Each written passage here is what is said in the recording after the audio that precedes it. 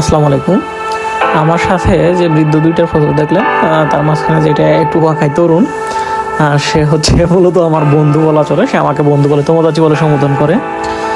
তার একটা পুরাতন জিনিসের দোকান আছে। জাপানে সেকেন্ড স্ট্রিটে অনেক পুরাতন জিনিস পাওয়া যায়, কিন্তু ওনার দোকানটা হচ্ছে স্থানীয় দোকান।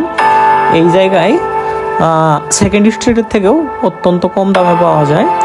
ইভেন একটা কথা হচ্ছে, আমাকে যারা চিনে তারা সবাই মোটামুটিভাবে বলে যে এটা মাসুম ভাই তোমোদাচির দোকান।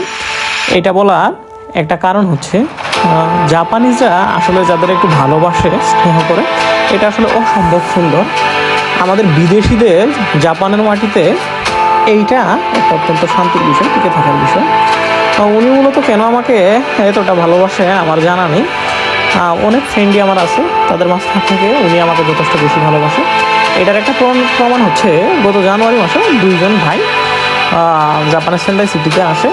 তারা এই দোকানে গিয়েছিল চেয়ার টেবিল বেড কেনার জন্য। তারা যে পরিমাণ দাম বলে আসছিল, তাদের দেয় নাই। পরে আমার আর একজন ফ্রেন্ড আছে মুস্তফা ভাই, ওনাকে বলছিল যে ভাই এই দোকানে জিনিস কিনতে গেছিলাম, তো বললাম দিল না, তো এর থেকে বেশি নেওয়া যায় কিনা। পরে মুস্তফা ভাই আর কি ওনাকে বলে যে এটা তো মাসুম ভাইয়ের বন্ধুর দোকান, আপনি মাসুম ভাইরে নিয়ে যায়েন, যথেষ্ট কমে উনি নিয়ে দিবে। পরে আমি গেলাম, যাওয়ার পরে একটা বেড হচ্ছে 3,000 টাকা মূল্য ছিল, একটা চেয়ারের মূল্য ছিল 5,000 টাকা। পরে আমি বললাম, তারা তো আমার পরিচিত এবং খুব কাছের ভাই, আপনি একটু কমে রাখেন। সে দেখা গেছে এই 5,000 টাকার জিনিস 2,000 টাকায় দিয়ে আসছে। অথচ তারা শুধু চেয়ারটায়, যেটা 2,000 টাকা মূল্য ছিল, 1,200 টাকা না 1,400 টাকা বলে আসছিল, দেয় নাই। ইভেন তাদের বেড ম্যাট্রিক্স যেগুলো 3,000 টাকা করে মূল্য ছিল, এইগুলাও মনে করেন 3,000 করে উনি বেছে প্রাইস যেটা দেওয়া থাকে। অল্প কিছু ছাড় দেয়, হয়তো বা এডিশনাল কিছু দিলে দেয় না মেজরিটি ক্ষেত্রে। এই দুইটা মিলেও 3,000 টাকায় দিয়ে দিছে। তার মানে অনেকেই বলতে পারেন যে এটা হয়তো ওনার বিক্রির জন্য এটা করছে, মূলত বিষয় না। উনি তো এর থেকে বেশি মূল্য দাম বলে আসছিল। পরে বুঝতে পারছি যে উনি শুধু এটা না, উনি সত্যি আমাকে ভালোবাসে। এই ভালোবাসাটা আসলে অদ্ভুত বিষয়। উনি আমাকে এর আগে চেয়ার দিছে ফ্রিতে, টেবিল দিছে ফ্রিতে।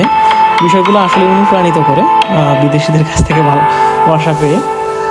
এর বাইরে আজকে গেছিলাম, তারা দুইটা ভাই, জারিফ একজনের নাম, আর একজন খায়রুল, ওনারা ফ্রিজ কিনতে যাবে। 9,000 10,000 টাকা করে মূল্য দেওয়া ছিল।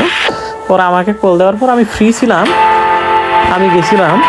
যাওয়ার পরে দুইটা ফ্রিজ মিলে মূলত 11,000 টাকা দিয়ে নিয়ে দেওয়া হয়েছে। এটাও প্রায় অর্ধেকের বেশি ছাড় নেওয়া হয়েছে।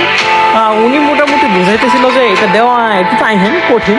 পরে আমি বললাম যে তারা নতুন আসছে, টাকা পয়সা নাই, দেশ থেকে টাকা পয়সা শেষ হয়ে যাইতেছে, আরও বাইতেও উপায় নাই।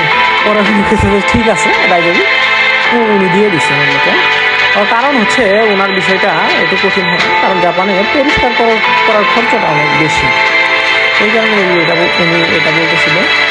এখন আমি বলবো, সেন্ডাই শহরে যারা মূলত আছেন, বেন্ডিং সেকেন্ড স্ট্রিট বাদ দিয়ে, যেমন সেকেন্ড স্ট্রিট, ওইটার থেকে স্থানীয় যে পুরাতন জিনিসের দোকান আছে, ওইগুলো থেকে কিনা ট্রাই করবেন।